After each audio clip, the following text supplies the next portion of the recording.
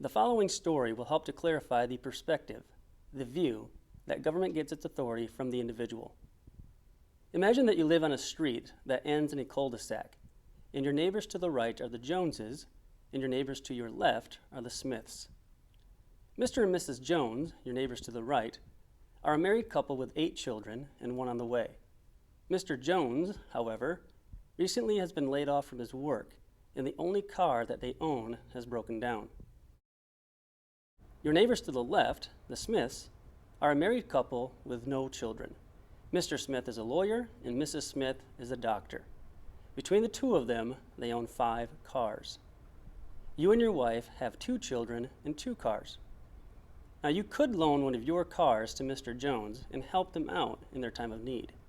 And you'd really like to. But the 2 cars are pretty necessary for your family. It would be a pretty big inconvenience for you to not have 2 cars. But you figure it's no big deal because the Smiths have 5 cars. That means there's 3 extra cars between the 2 of them. Certainly, they will loan a car to Mr. and Mrs. Jones. So you walk over to Mr. Smith and Mrs. Smith's house. You knock on the door and Mr. Smith answers. You explain the situation that the Joneses are going through, and you request Mr. Smith lend one of his cars to Mr. Jones. Now, Mr. Smith can answer one of 2 ways. He can either say yes, or he can say no. My question to you is, does Mr. Smith have the right to say yes and to give one of his cars to Mr. Jones to use? Certainly the answer is yes. And why is that? Well, it's his car. Does Mr. Smith also have the right to say no? Now, certainly you're not going to like that answer and might not understand why he would say no. But does he have the right to say, no, we're not going to let Mr. Jones use one of our cars? Again, the answer is yes. He has that right. Why? Because it is his property. Therefore, he has the right to exclusive use if that's what he would like. So you ask for an answer. Shockingly, Mr. Smith says no. He does not want to let Mr. Jones use one of his extra cars. Now, you don't like this answer, so you go back to your home. You get your 9mm, you go back to Mr. Smith's house, you pound on his door. Mr. Smith opens the door, and you put the gun in his face. And you say, you will loan one of your cars to Mr. Jones. Now, do you have the authority, the right to force Mr. Smith to give one of his cars to Mr. Jones? Again, the answer to that question is an obvious no. You know you don't. Doing so would be an act of theft. You would be stealing his property and giving it to Mr. Jones. So you figure, all right, I don't have the authority to do that. I'll figure something else out. You go to all your neighbors on the street and you explain the situation that the Joneses are going through, and you tell them the response you got from Mr. Smith. They are all as appalled as you are, and so all 10 of you go to his door to ask him to loan a car to Mr. Jones. Another question to you. Do all of you, you and your neighbors, a group of you, have the right, the authority to go to Mr. Smith's home and as a group, a collective, ask Mr. Smith to loan one of his cars to Mr. Jones? And again, the answer is yes. As a group, just like as an individual, you have the right to request that Mr. Smith loan a car to Mr. Jones. You're hoping that with a bigger crowd, with more people, maybe that peer pressure will get Mr. Smith to agree to loan a car to the Joneses. And like last time, for the same reason, he still has the right to say no.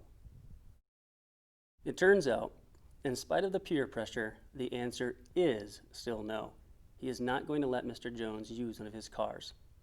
Now all 10 of you, all your neighbors on the street, do not like this answer. So you all take out your guns and point them at Mr. Smith. As a group, you intend to force him to do it. Do you as a group, a collective, have that right, the authority to force Mr. Smith to give a car to Mr. Jones? Again, the answer is no. It was wrong for you as an individual to force him to do it, and it would be wrong for you as a group to force him to do it. Stealing is not made right just because a group of people are doing it. Okay, so since that's not going to work, Since a group of you as neighbors do not have the authority to force Mr. Smith to give a car to Mr. Jones, you decide to go to the mayor of your city. Does the mayor have the authority to force Mr. Smith to give a car to Mr. Jones? What about the governor, Congress, the President of the United States of America? Do any of them have the authority to force Mr. Smith to give a car to Mr. Jones? Does being an elected representative or someone working for the government give you the right, the authority, to be able to take Mr. Smith's car and give it to Mr. Jones? From the perspective that government gets its authority from the individual, the answer would have to be no. Because if you as an individual do not have the authority to take Mr. Smith's car and give it to Mr. Jones, then you as an individual cannot give that authority to another person, to a mayor, to a governor, to the president, to Congress. You cannot give or delegate something that you do not have. It is simple logic. Let's consider security. Do you as an individual have the right to defend your property, to defend your home, to defend your family from someone who invades your home and intends to attack your family members? The answer to that is yes. You have the right to defend your property, your life, your family's lives from an attacker. Because you have the authority to do that, because you have the right to defend yourself, then you also may delegate that authority to another person or institution. In most cases, that would be police. Since you have the authority to defend yourself in your home, you may delegate that authority to the police. The government, through the police, are able to exercise this authority because they got it from you, the individual. The main takeaway from this story, from understanding this view that government gets its authority from the individual, is that people, individuals, cannot give away something they do not have. They cannot delegate authority to the government to do things that they themselves are unable to do. So, if there's something that a person, an individual, or even people as part of a group were to do, they would be committing a crime, breaking the law, then they cannot delegate that to government. In other words, if it is unlawful or unethical for the individual, it is unlawful or unethical for a group of people to do something. Then it would be wrong and unethical for government to do. For those that believe in a more limited government, this perspective seems pretty good. But the view that civil government gets its authority from the individual raises a question. Where did the individual get the authority? From a theistic perspective, one where someone believes in a God, it is said that God is the ultimate source of authority, that God delegates authority to the individual, and then the individual delegates some of that authority to government. And so the authority that the civil government has comes from the individual, which comes from God, making God the ultimate source of authority. However, a problem occurs if you view this as an atheist. If you do not believe in a God, from that perspective, the individual is the original source of authority, and government gets the authority from the individual and nowhere else. One logical problem of this is there's no explanation of where the individual got his or her authority. And if there's no explanation of where they got their authority, then there's no definition of what authority is and how it might be limited. From such a perspective, the individual is the ultimate source of authority. And if the individual is the ultimate source of authority, then how do you know stealing is wrong? How do you know stealing is wrong without some sort of absolute moral code? Man-made moral codes cannot be absolute. Furthermore, such a position makes it difficult to justify any taxation. People could simply opt out of civil government.